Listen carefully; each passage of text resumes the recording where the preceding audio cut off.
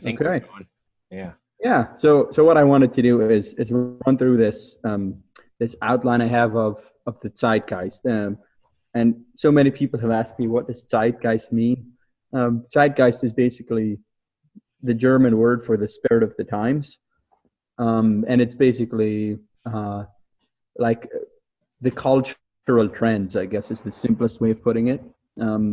Like what's prevalent in society, how it is, um, uh, what are the what are some of the major movements, what are things our society is, what's sort of part of the salience landscape of our society is another way of thinking about it, I think. Like what are we attending to, what are we finding important, what are we focusing on, sort of. Yeah, that's maybe you have a better way of thinking about. No, I mean that sounds. When I think of zeitgeist, I think of kind of the the sum of all the major culture um, Mhm. directions. It's I think a good way of thinking about it is also like the different principalities and powers that are at play in our society is a really helpful way of thinking about it for me, because many of the things I'm touching on do sort of have this feel of sort of this spirit that's possessing a society and moving it in certain directions in a way. Um, okay, so I have six different um, categories. I'll just list them over. Like the first one is efficiency. Second one is transgression. The third one is what is the third one? Third one is alternatives. The fourth one is despair. The fifth one is ideology, and the sixth one is longing. So that doesn't necessarily tell you a lot about where I'm going with these, but um, we'll just run through those now. And I sort of picked also a word that sort of captures the zeitgeist as a whole, and the word I picked is an age of uncertainty, because of, as far as I can tell, what's the most characteristic about our age is sort of um, this prevalence of different ways of understanding the world, the collapse of a sort of coherent narrative. To use Vervaeke's terms, the collapse of a coherent um, narrative, nomological or normative order. People sort of flailing about for trying to grasp onto something and then latching onto to ideologies and simple solutions.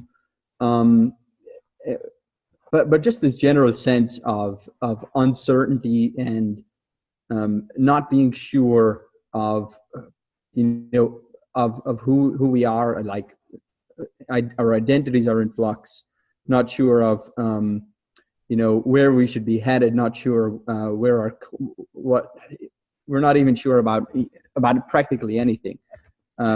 It seems like everything has multiple different ways. It's sort of spinning off into multiple different directions.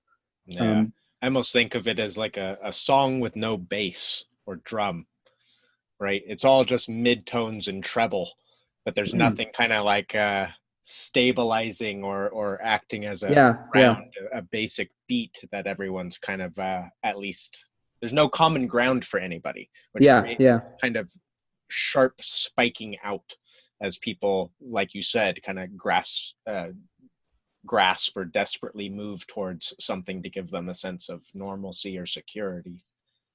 Okay, yeah, that's an interesting way of putting it. Yeah, I don't know enough about music to completely get that, but I like the way of sort of this sense of grounding has seems to be lost. Where the way I often think about it is just people seem to be floating around in midair in a Yeah, way.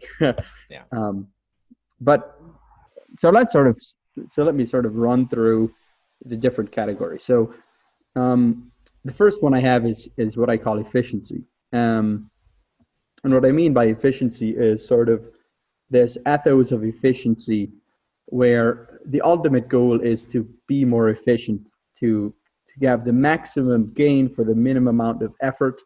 Um, and this value of efficiency is set over against everything else we value. It's set over against humanity, over against tradition, over against nature, over against religion. It's sort of the only thing that matters is that we can be more efficient in all domains of life. Um, and so there's this story I want to use that sort of captures this in a pretty strong way in my mind, where there was this town who decided they wanted to build a new manufacturing facility, and so there's sort of limited space there. I'm changing some details here, but they wanted the prime location, and they just couldn't find one, except they finally settled on the graveyard. And the graveyard was the perfect place for this new facility. You could have the main entrance there where Mary's grave is, and the trucks could pull up over her Aunt Betty's grave, and that's just perfect. Let's build it here. And so what they decided to do is they exhumed the graveyard, they dug up all the corpses, and then moved them to the other side of the town, where there were no future projects that could get in the way, and they decided to build the manufacturing shop right over the graveyard where it used to be. And to me, that sort of captures this sense that there's nothing more important than being efficient in business, and these values of letting the dead rest in peace, or the sense that the graveyard is a sacred place in some sense is just thrown to the side because we value efficiency. And that's why I also argue that this value of efficiency is ultimately anti-human, because it tries to create a reality that's logical, that's efficient, that's mechanistic, that's which sort of wants to progressively crowd all of reality into this understandable, logical, efficient system. And anything that's not efficient is continuously squeezed out, so that you sort of don't have room for that which doesn't fit the sort of efficient system. Makes me wonder, what is the efficiency for at some point, right? Because generally you could almost imagine the spirit of efficiency having been born from the desire for relaxation or pleasure, right? It's out of the desire for more time to be human that we seek efficiency. That's not how it played out. It actually became, we forgot the human part and raised efficiency as a value of its own, not to create more space for something else, but just in its own pursuit. You can almost see a kind of nihilism develop automatically in that move.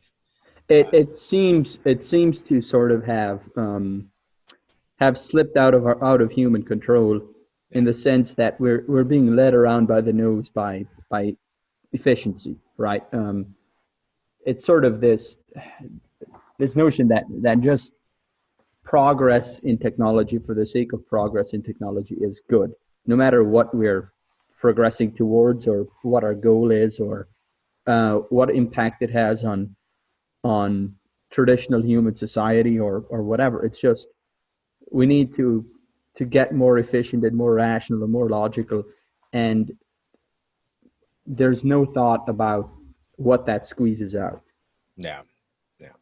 Well, and this very much reminds me of what you often hear nowadays as critiques of capitalism, or late stage capitalism, and things. These kinds of conversation topics usually seem to focus in on this problem of prioritizing efficiency above humanity, above any other,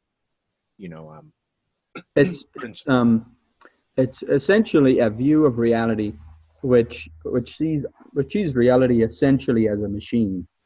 And anything that isn't a machine is less valuable. And that's the key point for me, is the value judgments that get made here, where what this efficiency logic sort of says is, our what's valuable is what's efficient, what's logical, what's rational, what's reproducible, what gets us the results. In this sort of mechanistic machine logic, we need input and then we need output in the most efficient way. That's what we value. But when you think about elderly people, do they sort of meet that criteria? Or the graveyard is another good example, right? What's the point of a graveyard? Like, isn't it just taking up space? Why don't we just burn the corpses and throw them into the, maybe throw them into the rivers or something? Like, why be so sentimental about corpses? Or, and this is where I get into another example, religion. What's the point of what religious people do in church, right? We go and we have these weird rituals and we pray, and it doesn't really seem to have any sort of measurable result on our lives. Like, we can't sort of dial up God and get him to work some miracles on us. No. In a way, in a way that sort of certain forms improves of religion. That's what I'm getting to. Yeah.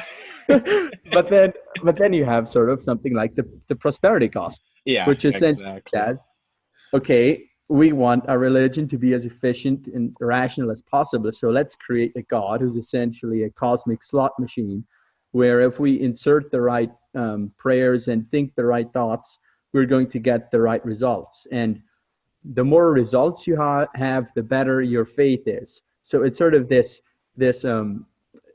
religion that sort of has completely taken in this ethos of efficiency. And a second example would be something like the mega church with the church growth movement stuff, where it's like, how can we maximize our outreach with the gospel? Like, how can we get as many butts in the seats as possible? Well, we need to use propaganda. We need to use corporate advertising techniques. We need to use popular music and then just put these shallow Christian lyrics over top. We need smoke machines. We need the whole 9 yards, because our ultimate value is maximize efficiency and get as many people in as possible. But the sort of whole process of training people in discipleship and these types of things gets radically shoved to the side, because that's not what's efficient. Well, and just to extend that even a little further, you see it even in the concept as we move away from a process like is it theosis? That's man becoming God? Godlike through the practice of the religion. That the goal of a religion would be something like theosis, where you're moving towards God. Yeah. And instead it gets replaced again with this very tokenistic, all that matters is that you got baptized and that you eat partake of communion. And then it's right, you got the symbol and that's all that matters. Now go on with the rest of your life.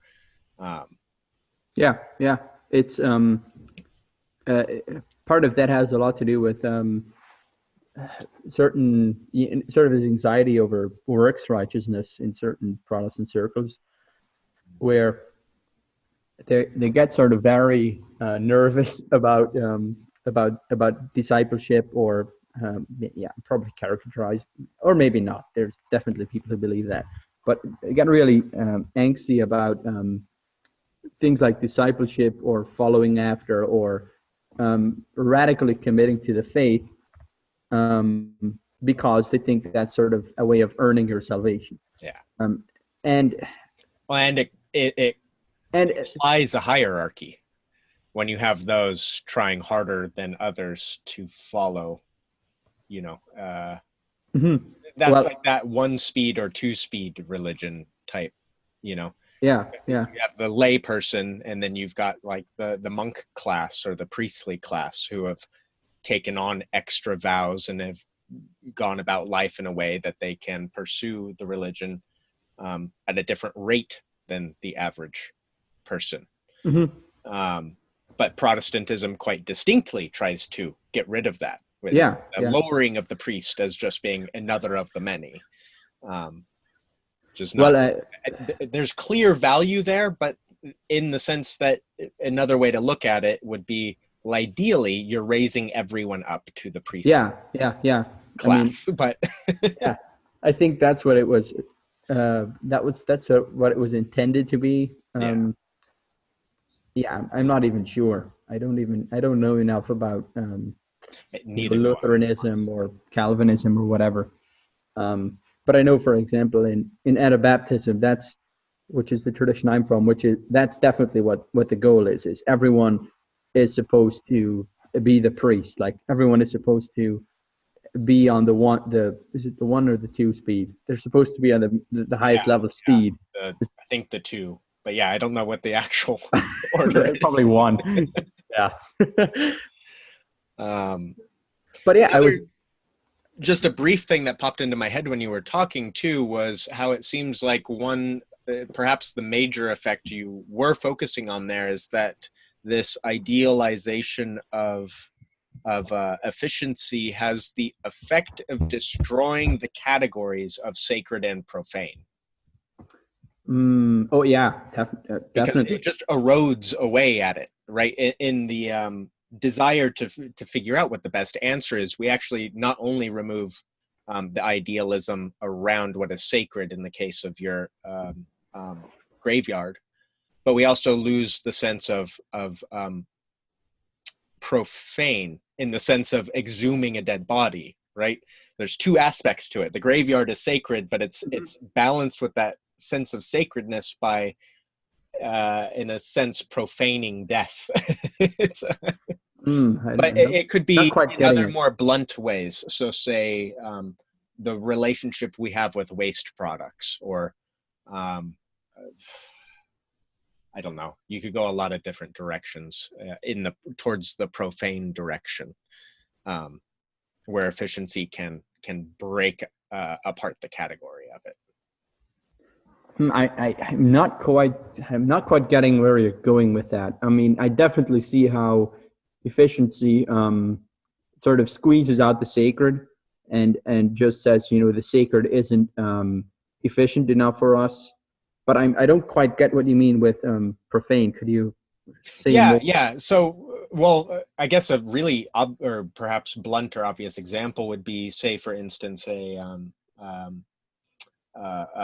company dumping its waste products directly into a river. Okay. Like, that would be one very obvious example, but we've kind of taken that on in many more subtle areas. Well, Well, I guess I would argue that's still related to the sacred in some sense, because no, you can't divorce earlier view would have said, the river is enchanted or something, and right, it's not okay to just violate the river because there's something sacred about it. You need to take care of nature. It's filled with spirits, or the enchanted world. So in the enchanted world, there is sort of no profane sacred distinction, which I think, in my mind, that this whole environmental crisis actually comes out of this sort of enlightenment, or maybe even a Reformation view of this split world, where the sacred just gets continuously squeezed out of existence, and all that we have left is this dead, profane reality which we can exploit and just use and rape to our yes. Although I would say, right, it's that bizarre thing of like, when you make everything profane, nothing is profane. I guess another way might be it's impossible to talk about the profane without talking about the sacred also, but yeah, the other end, we could say, right, using sex to sell objects through marketing would be this degradation of understanding profanity, where we've actually reduced the category of it. Now, you could also describe it as a reduction of sacred, of marital bond, the sacredness of a sexual union, and those types of things. But the profane sort of just becomes like so bland and normal, like the act of sex, which sort of used to be, when you have this sacred secular divide, right? It's just a lot more shocking and transgressive. But now it's suddenly become something so bland and so ordinary and so mainstream. You have sort of people who can't have sex anymore because they've been it doesn't trigger anything. Too much public, pornography. Like that's the type of thing. It's a complete flattening of reality.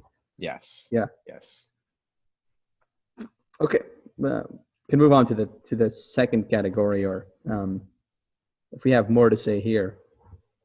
I'm sure we could go on for a while, but we should probably move on category. This is a rich category. So the second category is transgression. And what's going on here is sort of this ethos of transgression, where our society sort of values people who are countercultural, who are prophetic, who are going against the mainstream, sticking it to the system, critiquing the mainstream, and being countercultural in that way. And it's very interesting how this is a phenomenon both on the left and on the right politically. So obviously you have the left-wing version of this, which is sort of the politically correct left, where it's like,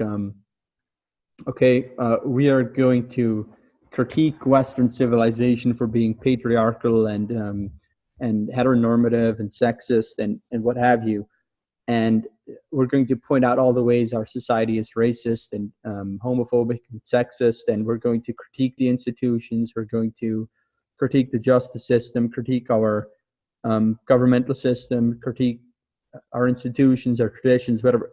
We're sort of styling themselves as these transgressive alternatives to the mainstream, and then critiquing it from the outside. And then there's a similar dynamic on the right. I think there are sort of two different versions of this. On the extreme end, you have someone like the alt-right who sort of see what's going on the PC left, and that sort of they just sort of go off the deep end on the other extreme, and just react to this sort of hyper awareness, what's the word? Just being just the way the left is sort of very hypersensitive, and then the right, the alt-right will just transgress for the sake of transgression. They'll just break all of the norms, break all of the sacred cows, just be ultra racist, ultra sexist, ultra homophobic, just go off the deep end and just break things to break things.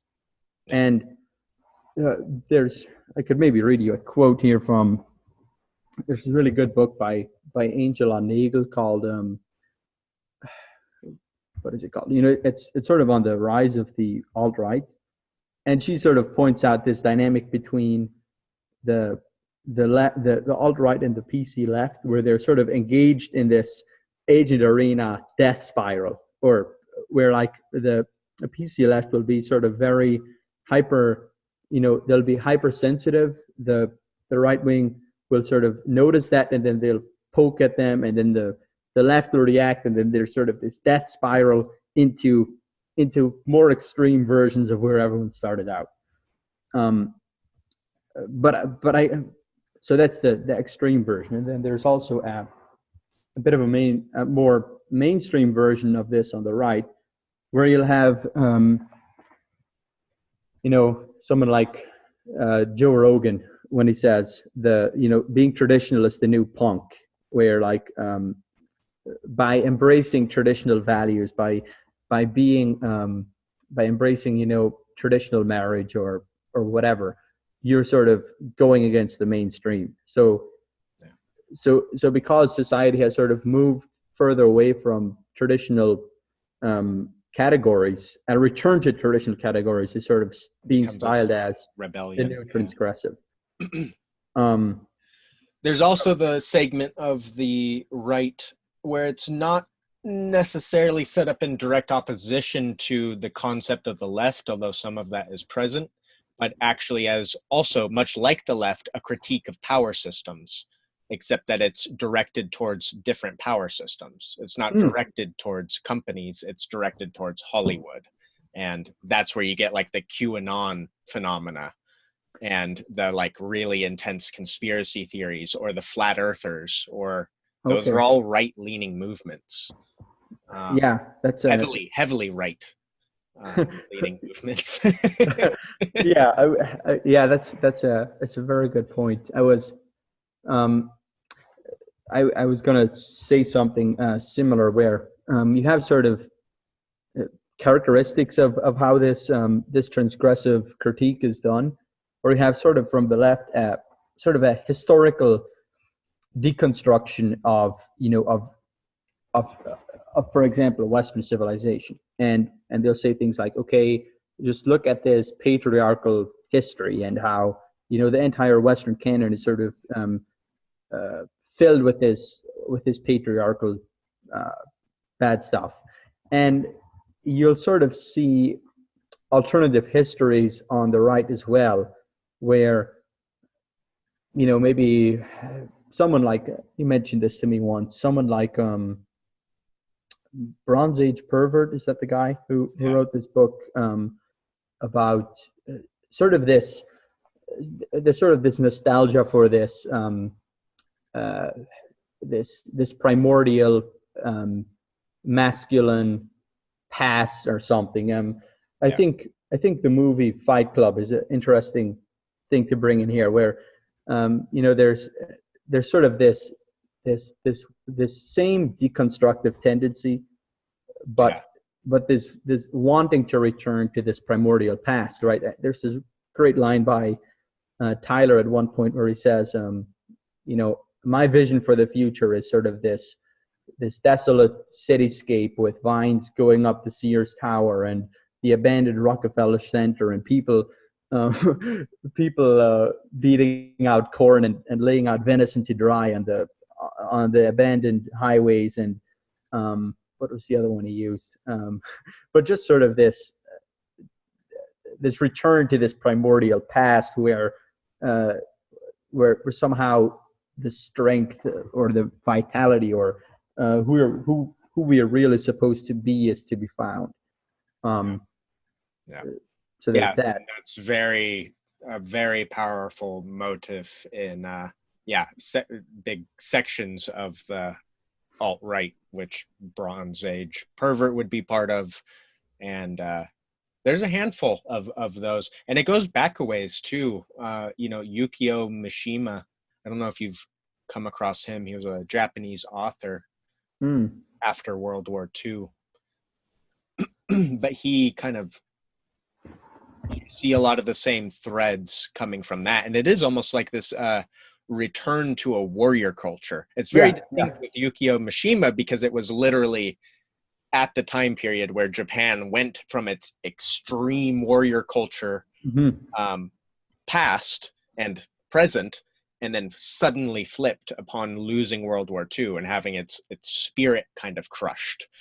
And this, you see him functioning as this bizarre junction between those two spirits of the country, we could say, or principalities. There also seems to be, and maybe I hope you can say more about this, but sort of within something like fascism, this embrace of hypermodernity, where it's like this crushing power of the machine, and the fire coming out from the bellows, and this sort of hyper masculine machine techno powerful dictatorship style. So this is sort of a very similar sort of masculine tendency, but sort of in a more progressive direction. That's interesting. You almost get like fascism as the modernizing of the warrior culture. Oh yeah, and interestingly, I think there's something similar on the left like we just discussed sort of how progressivism, there's this push to sort of invent a new future. But there's also, I think, a sort of a primordial version of the Oh left. yeah, that was Like the Great that's Mother the and back to nature, or yeah, the yeah. very green movements, or even, right, as it's now called, eco-fascism, right? In the effort to save the planet, we will become fascist dictators over human behavior, for the benefit of Mother Earth, right? There was the environmental terrorists, earlier in the 20th century, and all these types of. See, this environmental terrorist sort of strikes me as something similar to like Tyler Durden in Fight Club, like the same tendency there. It's a fascinating movie.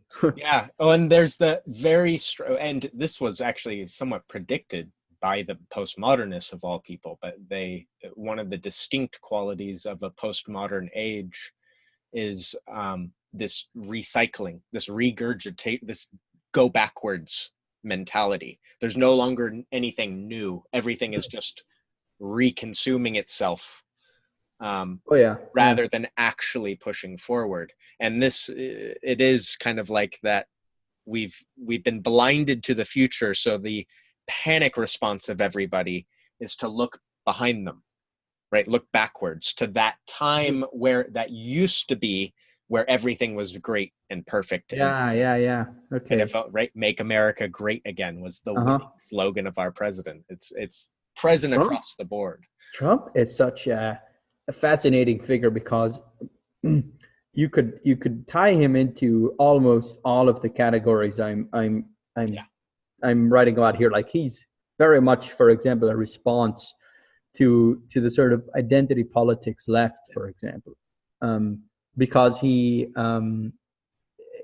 just sort of he's very similar to the alt-right in that way, because he just reacts by just saying what he wants and being. I think the best description of Trump is an internet troll, because he just triggers the opposite side, and he's very much a reactive figure to the other side. And because he has this way of talking, he's completely immune to the critiques, because he's just not operating within this sort of virtue economy, right? He just doesn't he doesn't give a damn about the whole. No, he's playing a different game. Yeah, which invalidates the game everyone else is playing to try and topple him within their own frames. And interestingly, this is also similar to the alt-right, because the more the PC left jacks up their game and jacks up their critiques of Trump, the more this empowers him and the more this fuels his own rhetoric. So there's, again, this agent arena relationship, this back and forth where Trump ratchets up the rhetoric, left ratchets up the rhetoric, and there's this infinite polarizing death spiral going on. You're creating an ever firmer boundary between game A and game B, in a sense. Because each time you keep trying to use game A to critique game B, all you end up doing is showing that you're really not playing the same game. Right. And if you kind of let it congeal, you start getting these, or let it relax. Not create some. Well, what keeps coming to mind is Hegel's dialectical definition. Right. We only develop a sense of self in opposition to other self. Right. So it's almost like each is trying to define themselves by reflecting off of the other, and that creates this polarizing spiral that you're bringing up. But what it is also is both trying to form personal identities that's impossible for them to do without projecting their own identity onto the enemy. Right? It's a weird dynamic. But maybe what you need to do is Hegelian.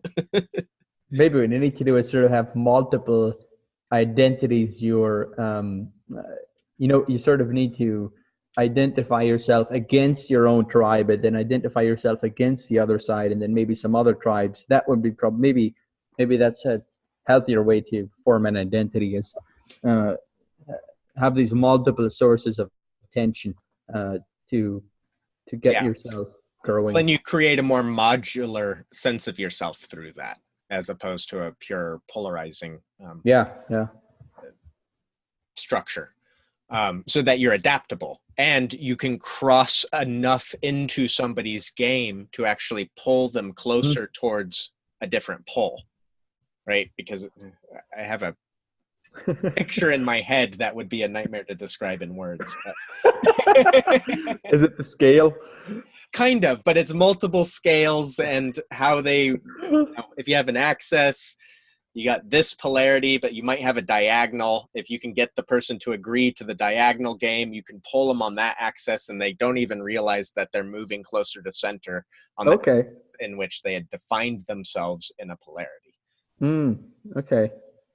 It'd be easy to draw, but it doesn't fit well in words. Yeah, we sort of stumbled into the third category here, which is alternatives. And that was an important point with the last one too, is that all of the discussion focuses on deconstruction. Nobody's actually looking for an answer to the problems. It's just critique, and then it stops, right? Productive, and then that leads the way for this one. This is definitely part of it, I think. So by what's going on here is a collapse of the mainstream, essentially, because you have, the internet, you have multiculturalism, you have pluralism, you have. You can't sustain a mainstream. It's too complicated of an environment. In a single narrative. And part of it is also what you just said about the critiquing going on from everyone, where you're always, the mainstream media is doing this, and everyone is critiquing the mainstream, so the mainstream is just falling apart. So there's go ahead. Sorry. Breakdown of the mainstream. And then we also live in a post-truth society where we're no longer as interested in truth as we are in authenticity or will. And again, Trump is a perfect example of this, because he sort of manifests both the authenticity and the will, because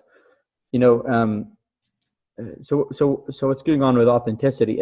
I'm not as interested in what's true. I'm interested in being true to myself, in being honest to myself, in sort of living within my own reality, and what would be a good way of describing that? Living within my own reality and not. I think how I've described this, because I focus on this distinction quite a bit, and I brought it up with Paul before. And what I think it is that it's actually a change in the game that we are playing. In order to have a battle about truth, you have to have everybody agree about what truth is, right? And then you can make logical arguments to support to battle out which truth is more true than another. I let me disagree for a second. I mean, that's part of it, but I think another big issue is there's no agreement on the narrative from which we are talking about truth, right? I think this is linked to this collapse of the narrative, or the nomological or normative system, where we're no longer operating from the same way of seeing the world. And because we're in these different narratives, we can't have the same discussion about truth. That's what I meant. Yeah, okay. I think we're agreeing with different ways of describing it. I mean, I guess when you said we're not sure what truth is, I was thinking of participatory, or where are these different participatory truth, and what are the different types of truth? Perspectival, propositional. Yeah, I thought we were talking about that. Yes. Well, and I guess the problem is, it's kind of like that. In order to agree about what the nature of truth is, we need some amount of a united narrative, so that everyone can play the truth game on an even playing field. Sure. Yeah. And I don't think we have that anymore because, like you were saying, instead what we're doing is not battling truths within a frame. Instead, we're battling frames. Yeah. Yeah. Battling Yeah. frames, you start having to use different faculties for deciding which frames are good ones from which ones are bad ones. So you can't tell if a thing is true objectively, right? Yeah. Within Yeah. the ultimate frame. What you end up doing instead is looking for consistency within the frame. So if a person's Exactly. words are aligned with their actions, Exactly. that is a way to say, hey, that frame is consistent and it will be able to battle other frames better, right? Yep. And then Yep. what do we call that? We call that authenticity or honesty, right? If a person's action is aligned with their words, that's being honest. What do you have Truthful. okay? What do you have a more so okay? I think that's the healthy, the more sophisticated version of that. But do you think you could? How would you formulate how this plays out with most people? Because most people are interested in authenticity, but I don't know if they necessarily have what you're talking about in mind.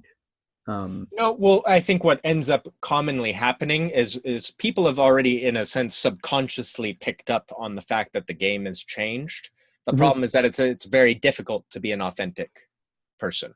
It comes at huge personal cost to be Yeah, authentic. yeah, definitely. Um, and it makes you much more vulnerable because if the self you're being is the real one and not a character you made up, then when it's criticized, it hits you, not Mm-hmm. the image that you created, right? Yep. Not the character you created. Um, so I think what's happening is that a lot of people are learning how to put on the image of authenticity without being authentic. Yeah, I think it's sort of I'm picking the mask I put on, and I call that authenticity. Yes, exactly. Yeah, I think that's Exactly. right. There's no actual movement to take the mask off. And I think largely because people don't have a mechanism anymore for removing a mask, right?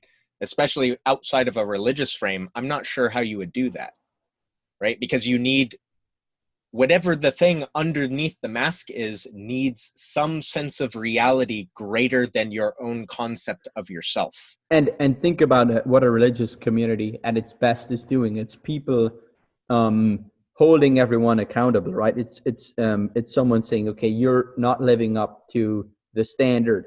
But if you have a community of false authenticity where everyone is wearing a mask, it's sort of this really toxic place because everyone is saying, you know, be authentic. And by being authentic, I mean, you be you and I be I, and we won't critique each other. And it's not even getting to the level It of dissolves community. yeah, because it's always keeping people at a distance, Yes. right? It's we're going to keep our masks on, and we're going to have the masks interact in a way that they never touch, right? Yes. Because we're never going to butt heads at all. So it's pretty nasty. Yeah. Yeah. Oh, I think that's what you see with social media, which I've described as right the wax museum, but that's the same kind of idea, right? Yeah. It's just masks. It's a whole game being played with masks, and it becomes very ironic because this thing that is literally made out of just humans interacting and relating with each other, right? Being in community with each other actually becomes almost the perfect inverse of the thing that allows community, allows relationship. It's Yeah. Yeah. very bizarre. Um, so getting back to Trump, I think he manifests this authenticity thing because the justification you hear from a lot of Trump supporters for why they voted for Trump is because he says it like it is. Yeah. And by that they don't mean he's speaking the truth. No. He's giving us the reality or the facts. What they actually mean is he sounds like a blue collar American worker. He sounds like us. He sounds like my tribe. He's sort of giving what's the word? He's affirming my reality. He's That authentic. He's the authentic choice for a person like me. So there's the part of it where he's reflecting the constituents' persona back Yep. at them. That's There's exactly. also the part, and this one is perhaps even weirder. He's the liar that tells you he's a liar. Oh Right? yeah, And yeah. there is something authentic. You can trust a liar that tells you they're a liar more than you can trust the liar that says I'm not. And that's what you saw with Hillary versus Trump, was you had Mhm. a liar that was doing her very best to try and look like she was not a liar. And then you had a liar that was just like, hey, I'm a liar. He's a bullshitter. He's a Yeah. bullshitter in the Yes. Vervaeke sense of the term. Yes, that's a much better term for it. Yeah, yeah. Huh. But you also get the feeling that there's no filter, right? There's not the self-reflective loop of trying to design his image, which is again very weird. I guess what strikes me about Trump is, if you've ever been around sort of working class older people who like to bullshit, that's exactly how Trump sounds. Like he Yes. would just fit right into the sort of um, 60, 70 plus group of elderly people who just like to hang around and just BS about stuff. So in that sense, yeah, it's interesting. Um, so authenticity is one side of it, but the a bit more pernicious side of it is will, where I'm not interested in truth or authenticity. I'm interested in letting my version of reality, forcing my version of reality onto reality, and making reality the way I want reality to be. Yeah. And Trump is a fascinating figure here because you never hear Trump say anything negative about himself, right? He's always super positive about himself. And if you look at the religious roots of Trump, it's a pretty fascinating story. He's been involved with people like Joel Osteen and the Weird. what is the word that we've written down here? And the power of positive thinking movement, Yeah. where essentially what they say there is, if you believe in yourself, if you believe in yourself, if you hold your belief strongly enough, if you never give up, and if you, there's sort of this liturgy of repeating things back to yourself in front of the mirror, like I am beautiful, I am rich, I am strong, and if you repeat that and believe it hard enough, it'll become true. And Trump has actually been really influenced by that sort of thing, and you sort of see that with his whole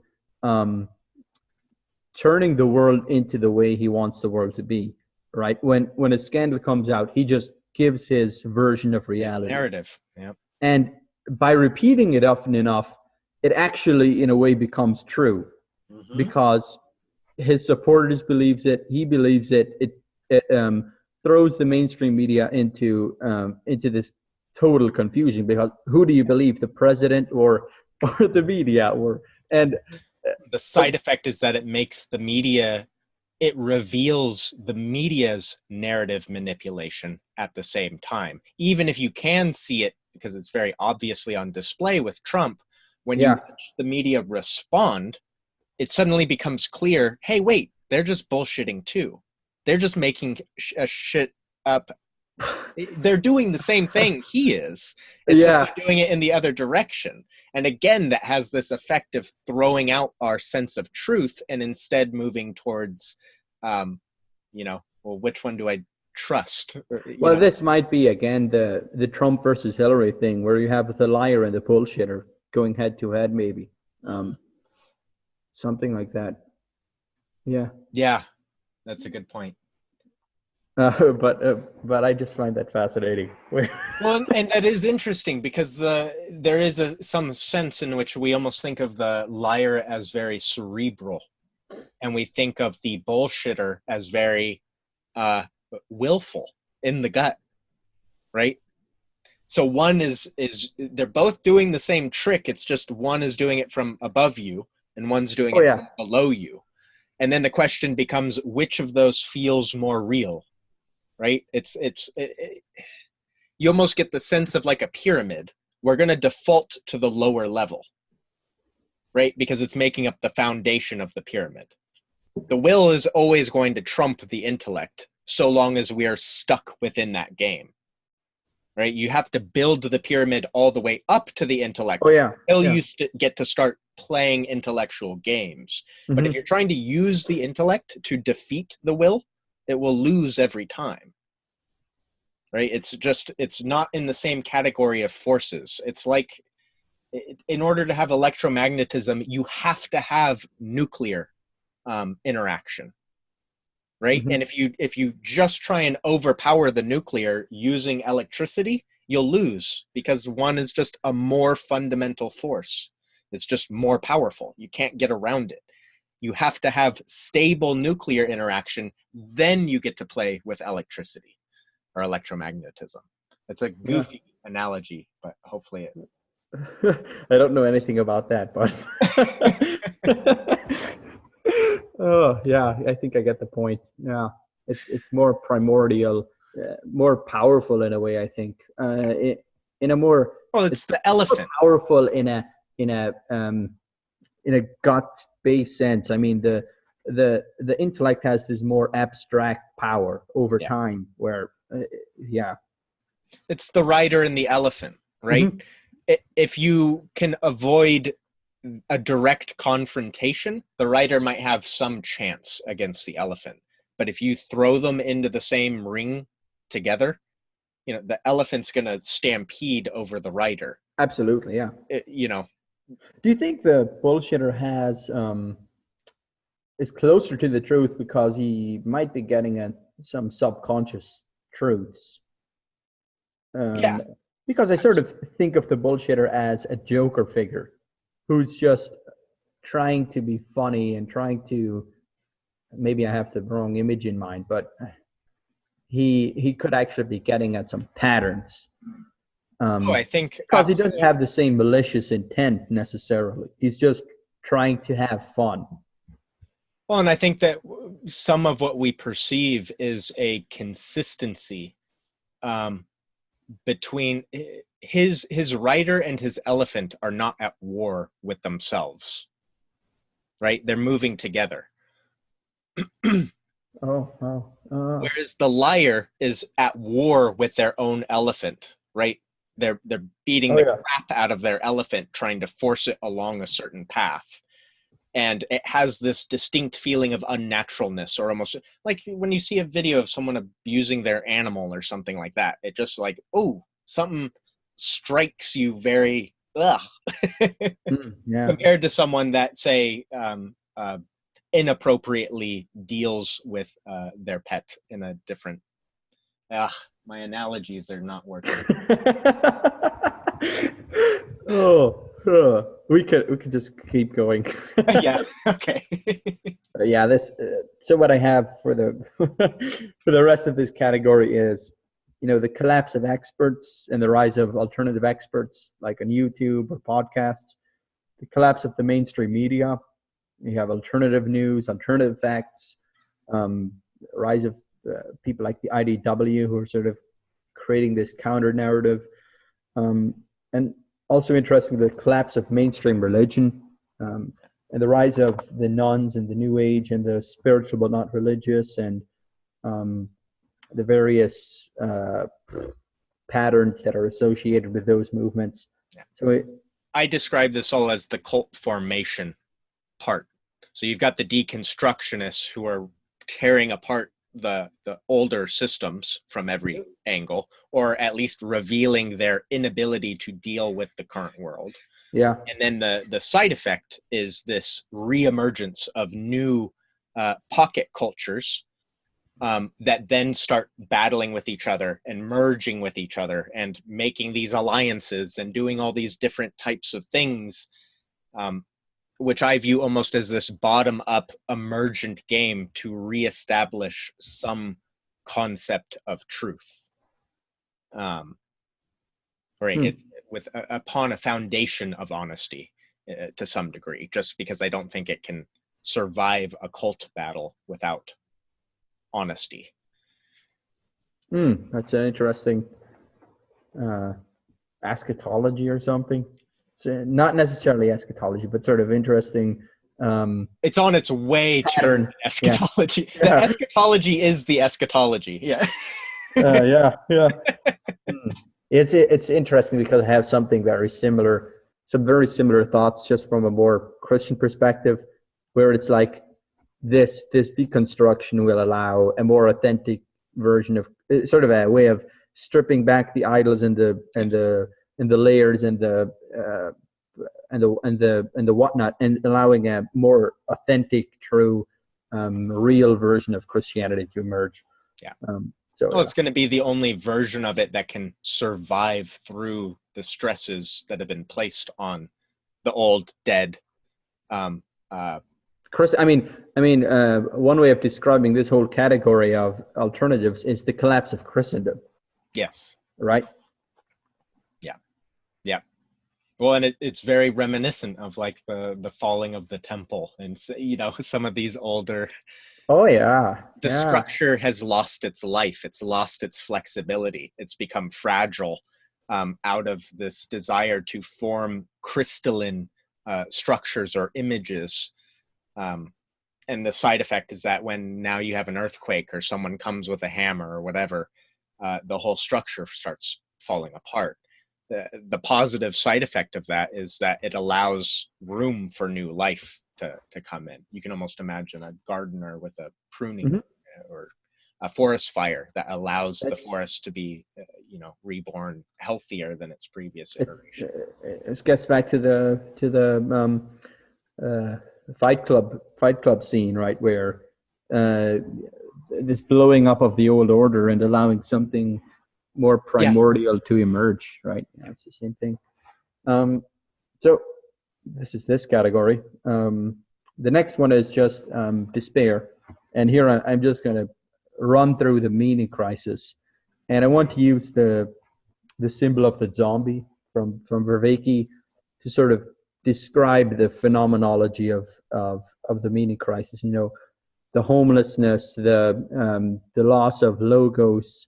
The good part about talking to you and the Vanderclay community is I can use all of these shorthands, like the loss of logos. This hunger that the zombie has, hungry for something, alone in the crowd, this unconsciousness, blind sight, stumbling through life, apathetic. The zombie doesn't care if you kill it, and also the zombie is contagious and untouchable. It's out of touch. It's out of touch with others, with reality, and so these are all sort of the zombie as description of the meaning crisis. Yes. Yeah. Anything to add there? I don't know. Well, immediately when you say the word despair, I think of the whole black pill and doomer. Oh boy. Community, or I don't know if they're communities, but affect memetic cultures or colonies. Right? Where does one find these communities? I'd be fascinated to take a look, but I don't know my way around the internet. I'm sure you can find it through Twitter, although I don't use Twitter, so I know it's there somewhere. I don't know how or where to find it. Yeah, that's the thing. I know it's extremely prevalent on the corners of Facebook that I inhabited. Or it's not even necessarily, I don't know. It definitely falls within the despair category, but not necessarily the full black pill or doomer categories. So yeah, weird Facebook is an interesting one. That one's risky to look at though, because you have to use Facebook. You have to friend all the people. So do the doomers sort of intersect with the alt-right or the men going their own way, or the incels, or these types of movements? Incels are probably the closest to the doomer. There's the red pill, and then the doomers are the black pill. So it's kind of, they look at reality, but instead of getting excited about traditionalism or these older mindsets, which is somewhat the red pill thing, they instead develop a sense of hopelessness, or almost this waiting to die type of feeling, or even go full on into suicide. Or just let me push back a bit on something you just said, but I don't think the alt-right is actually,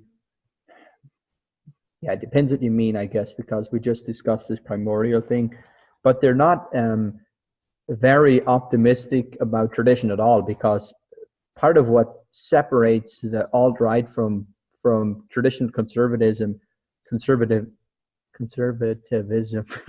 is just how transgressive they are. Like, they just want to burn the system down. That's a good point. Yeah. They have no they have no respect. Like, you can sort of compare them to, Nagel does this in her book, sort of compares them to like moralizing figures from the 90s who were like critiquing things like porn and avoiding bad language and these types of things. But alt-right is just a cesspool of porn and horrible language, and right, it's sort of the what even connects the alt-right to conservatism besides the critique of the PC left, and maybe, I don't know, maybe there's some authoritarianism. I'm not even sure. Well, there's so many tribes within it that it does get very hard to figure out. True. You have the pre-modern red pillars. Sometimes they're called golden pillars, right? We will become as gods, the almost pagan revival. But then, you've got the other side of it too, the kind of gamer, really heavy internet person, right? The neckbeards, as they are sometimes called. I'm sure they don't enjoy that, but think about a specific figure like Milo, for example. Well, he's a weird one though, because he's extremely transgressive and also he does a very strong push towards traditional values. Yeah, I think that's part of what I was. That's the kind of figure I had in mind when I was sort of saying, people on the alt-right aren't conservative in the traditional sense because there's that hyper transgressive right. There's Milo sort of lives this performative contradiction of the values he claims to hold. Yeah. In a way, I shouldn't be allowed to marry, but I'm going to marry my. Yeah, exactly. And that's just what he thrives on. Yeah. So, that is that actually brings us into the fifth category. Yeah. So this is ideologies. Essentially, it's pseudo-religious ideologies that try to make sense of where we are, what our condition is, where we should be headed, what's wrong, who, where, or what is at fault. And this is very similar to your cultic thing, though I think you have a much more positive spin on the cults than I have on ideologies here. So what the ideologies? It's more of not ironic, perhaps just naively hopeful. But yeah, it is. I get what you're saying there. And look at the situation and have a very negative outlook, but you could also spin it in a positive direction. Yeah. It's interesting that both you see people taking both a positive version, which is something like what you express, and then also a very bleak negative, collapse of Western civilization or whatever. It's interesting that both responses come to people's minds. Yeah. Well, and I've even kind of played with that, the comment that Luke and I first had our first video conversation over was, well, was the biblical flood or the destruction of the Tower of Babel, were these good things or bad things? Like, are we supposed to interpret them as negative events, or do we interpret them as positive events because they brought more people to God in the end? Well, is the resurrection a good thing or a bad thing, right? Yes. It's new. Right? It opens up the new world, right? Yeah. So, back to ideologies. What happens? What happens with ideologies is they create this alternative reality, which then gets reinforced by the tribal dynamics, which is what essentially any community does, right? It's this is how we see the world, and we're going to reinforce it with each other. And then there's this battleground of different tribes, the alt-right versus the PC left, who butt heads, and then there's this negative feedback loop. Some other examples would be the new atheists versus the religious fundamentalists. And what's interesting in both of these examples is how they're sort of mirror image opposites of each other. The PC left is just like the alt-right in that it's transgressive, and there's another similarity. Both have sort of this transgressive nature, and the new atheists versus the fundamentalists both are interested in having this dogmatic certainty and projecting a modern view onto the past. So it's interesting how they're mirror opposites. Yeah. Which again gets into that bizarre Hegelian definition thing. But yeah, it is interesting. It's like almost anywhere where one takes the positive, the other takes the negative. And so you end up, Peterson had a great illustration of what ideology is and what separates ideology from religion. Oh yeah. And the way he had set it up was basically, I was like reaching for something to draw a picture with.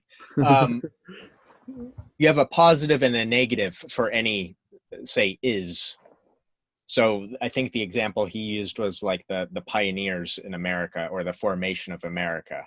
So on one hand, you've got nature, and you've got positive nature and negative nature. And positive nature is something like the beautiful, pristine, Mother Earth, this kind of hippie take on nature. Yeah. And then on the other, you have the negative nature, which is nature as the untamed, the chaotic, the dangerous, right? Where your potential for getting killed is extremely high. And right, it's in need of order. It's in need of conquering.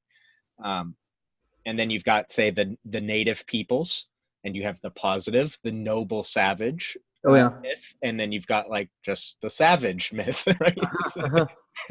Yeah. And then you have the colonials, and you've got the positive colonials bringing their enlightenment and their technology to a place where it's lacking. And then you've got the negative, the evil conquerors that go around mercilessly killing. Colonialism. Yeah. Yes. So his point was that ideology is when you only take one positive and negative of each of these characterizations, and you form a story out of it. So you might take negative nature with negative natives and positive colonialists. And then you create a story out of it saying, well, we were the great people that came and tamed nature and put down the evil savages, and right, go us. That's an ideology. His point is that a religion is all of it. Positive and negative nature. Oh yeah. I mean, both roles. The colonialist plays both roles. The native plays both roles. That's what makes a religion separate. Have you seen First Reformed? No. Yeah. I was just gonna give you an analogy from that movie, but I can watch that movie, and we should talk about it sometime. Okay. Here, but it does play around with that dynamic in some interesting ways. But the incarnation is a perfect example of this, where you have the humanity and the divinity of Jesus. And what tends to happen is people who want certainty will sort of take one polarity of that and what Christianity is actually all about is managing the extremes and trying to deal with these dualities. The incarnation is the centerpiece of a host of dualities that run all the way through Christianity. The flesh and the spirit. What are some other examples? God and man. The church and the individual. And what we have to do as a Christian is always manage these tensions and then exist within these tensions. But you can never flop over to one side or stop managing the tensions, because that's when you fall into idolatry, or that's one way of thinking about it. Yeah. So yeah. Well, that's why like Gnosticism is considered a heresy, is that it collapses this paradox into a linear order that allows the people to then navigate reality, but only in this skewed ideological system, or system of idols. There's this line in First Reformed where I think the pastor says something like that, where he says young people today are just gravitating towards these extremes because they want this sense of certainty. Yeah. That's just as a quick side note too. One of the features I highlighted in what makes a very powerful cult is precisely this: its ability to digest and process a paradox in a meaningful way. Yeah. Right? Because you'll end up with ones that identify a paradox, but then leave it in this unexperienceable state, just this stunted. There's no way to interact with it. There's no way to bring it in. What is a good example? I mean, usually isolate paradoxes within any worldview, and they often kind of create the bizarre characteristics of that worldview. One example might be something like the performative contradiction of Harris saying there's no such thing as free will, but then teaching his kids, or at least treating them as if they do have free will, acting as if there is free will. If you leave the paradox in this type of suspended animation, you don't ever get into it. For example, that way of dealing, and it's tricky, right? Because what he did is he collapsed the paradox down into a false linear order that resembles something more along the lines of an ideology than it does actually keep a stunted paradox. So it's tricky. The paradox might be something like, we experience free will, but it doesn't seem to be compatible with our materialistic science. Might be one paradox. The way I think about it is, I act as if I have free will, I experience free will, I use free will, but I can't make sense of the world and fit free will into it, maybe. And yes, that's a good example. Yeah. Well, and that's a weird one, right? It becomes a powerful weakness of the worldview, and people hone in on it, right? They start attacking it. For example, Paul, PVK, has made a large number of videos attacking that exact paradox, right? Where he hones in on that and says, look, this doesn't work, right? Not only is there this paradox that you're now trying to pretend doesn't exist, but if you try and actually use the worldview you claim to have to process it, it's undigestible. You end up with meaninglessness. So you can contrast that, say, with Christianity's paradox, which also holds it in a bizarre suspension, which is the fixation on Christ's death, or even more bluntly on the last words of Christ, right? It's why God have you forsaken me? Yeah. Ultimate condensation of that paradox into this tiny fragment of time. But it does so in a way where if you're trying to deal with it intellectually, it's inaccessible. There's no way to make sense of it, right?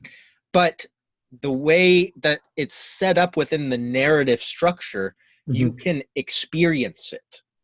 Oh yeah. Experience it as a truth. And that experience of it alters something in you.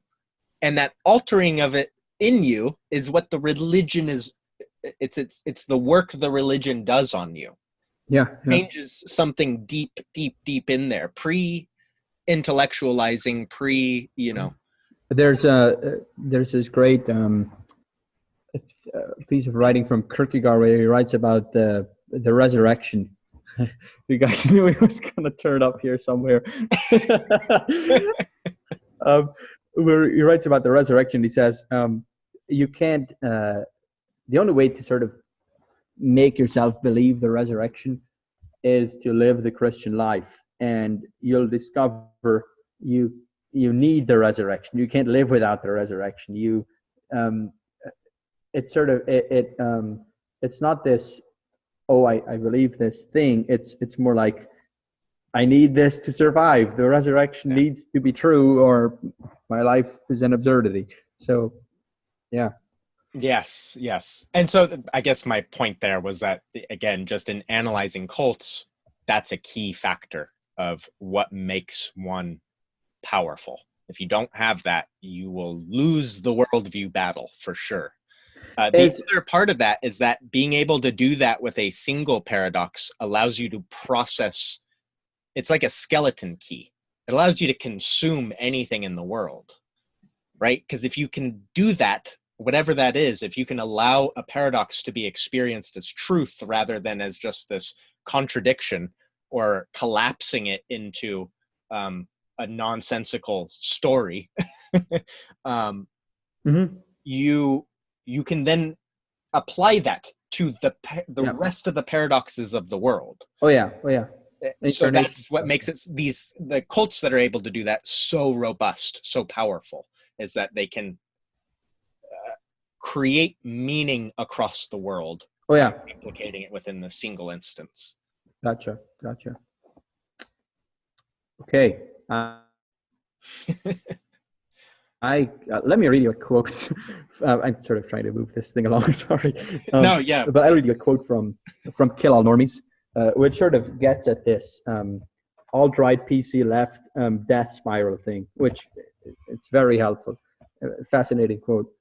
So, every bizarre event, new identity, and strange subcultural behavior that baffles general audiences when they eventually make the mainstream media, from otherkin to far-right peppy memes, can be understood as a response to a response to a response, each one responding angrily to the existence of the other. Trumpian meme makers ramped up their taboo-breaking anti-PC style in response to gender-bending Tumblr users, who themselves became more sensitive, more convinced of the racism, misogyny, and heteronormative oppression of the world outside their online subcultures. At the same time, the deplorables, from the Trumpian trolls to the alt-right, view the Hillary loyalists, the entrenched identity politics of Tumblr, and the intersectional anti-free speech campus left as evidence of their equally bleak view of the declining Western civilization, as both sides have become increasingly unmoored to any cultural mainstream which scarcely resembles either bleak vision. So, yeah, that gets at something. Yeah, death spirals is definitely away from the mainstream. Yeah. Well, and it's weird because not only does it's not just moving away from the mainstream, it is actually actively destroying any sense of a mainstream. It's sucking the mainstream into it is maybe what's happening also, where the point she makes in the book is actually that this sort of Tumblr, PC, gender bending stuff, actually sort of, the sort of identity politics that started to become mainstream actually originated on these Tumblr forms, and then actually made its way into the mainstream from there. As you saw, people schooled in those environments, becoming journalists and becoming influencers and creeping out into the mainstream, which is fascinating that a sort of minority subculture could have that big of an impact, I guess. Yeah. That's, I would say, more than anything, the powerful effect of the internet. And again, you can kind of push this all the way back to the printing press, where this effect started to ramp up, where insignificant, tiny people's voices suddenly became extremely loud. Yeah. Granted, it was still so difficult back then to allow that to happen, that generally if it happened for at least a decent reason. Mm-hmm. Whereas now, we're able to magnify subcultures so extremely. And it's interesting because people often talk about all the negatives of an echo chamber, mm-hmm. but you cannot deny the power of an echo chamber. When you're all speaking into an echo chamber, you're building up so much energy inside of it, even with only a relatively small group of people. And then when you finally unleash that energy you've been building up in this thing, it has a much more powerful effect on the mainstream culture than yelling into just an open space. No one listens to the soapboxer, Yeah. Well, in a sense, the mainstream is an echo chamber, which the extreme way of putting it, because the mainstream is much bigger than a little cult that has its tiny little salience landscape. The mainstream has a much bigger salience landscape, but of course it can't encompass everything in its salience landscape. So it's always leaving stuff out. And maybe the spaces it leaves out is where these little cults can start to emerge or something. Yeah. I'm sure there's got to be some graphical representation of this that would be very enlightening. But I'm not sure what it is. So. Okay, I'll move on to the final category because I need to go to supper soon. Yeah, we've been pushing it for a while here. Yeah, so this last category is longing. And this is very much a response to the very first category I discussed, which is about efficiency. People are essentially searching for what isn't efficient. There's this hunger for reality, this longing for spirituality, for liturgy, for embodiment, for community, real connection with nature, for tradition, rootedness, responsibility, slow life, slow food, experience, travel. And sort of all of these things that make up reality, which can't be reduced to the machine view of the world, which aren't efficient, because there's nothing efficient about, experiencing the world or having genuine connection or connecting with nature or spirituality. These types of things are what make us human, which these are the types of things that this ethos of efficiency machine world is constantly trying to squeeze out. So there's this hunger for these things. And just a few more things. There's the metaphor that's being used is the world as an organism versus the world as a machine. So this notion of the world as an ecosystem, as connected, as living, as dynamic. And also even again, emergent even. It's a focus on the emergent qualities of the dynamics between things rather than things themselves. Sure. Yeah. It's part of it. Yeah. And knowledge, a move beyond the scientism or the propositional knowing, a recognition that knowing is bound up with the body, with the community, with your context, that knowledge is something that grows, that's dynamic, that expands. It's not something static, that there are different ways of knowing, different types of truth, an embrace of uncertainty in knowledge, less fixation on certainty, and also this recognition of what we bring to the world. McGilchrist talks about this a lot. what we bring to the world makes new things shine forth. So this mutual Vervaekean agent arena back and forth that's going on. And then there's also this gets embodied in movements like minimalism, movements towards intentional community, movements towards more traditional liturgical forms of religion. Can't really think of any others. Do you have anything else that you'd add to those three that sort of fall into that category? Well, yeah, there's lots of little areas one could go. I had an interesting conversation. He disappeared from the Discord, but Benedict. Oh, yeah. About, we were talking about music, and we were talking about the re-embodiment in terms of musical genres. So by the time you get to very modern forms of music, things like dubstep or even like heavy metal or, yeah, there's this intense desire to take music out of the auditory realm into the embodied realm, which is to say part of what makes music in these genres is not just what it sounds like, it's what it feels like as the sound waves pulse through your body. So there is like this, it is almost this reminding of one to enter into back down into the body and trying to make a person comfortable there. That's the interesting thing about dubstep and metal too, is usually the types of music that do this are brutal. They're heavy. They're harsh forms of music. It's not beautiful, delicate melodies usually that are allowing you to re-embody. It's like overwhelming bass and dissonant noises and this kind of, and I think that's actually somewhat symbolic of what it's like, almost the story we've been on, where we have tried to escape out of the person up into abstraction, where there's these crystalline melodies and it's all treble, right?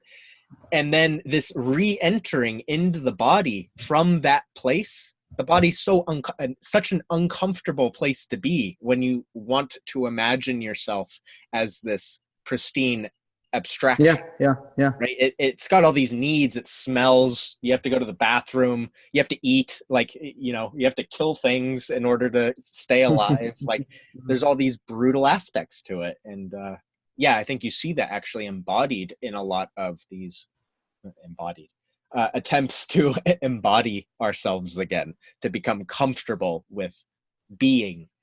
The tribal drum sort of comes to mind, right? Yes. But hey, I need to yeah. I need to run. But this has been great. Yeah. Too much stuff to talk about.